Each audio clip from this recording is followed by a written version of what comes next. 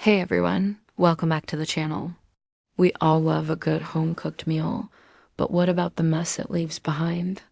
Especially on our trusty stovetops. Today, I'm going to show you a super simple trick to get your stove sparkling clean in no time. First things first, safety is key. Make sure your stove is completely cool before you start. Now, let's get to work. Take off the burner grates and caps.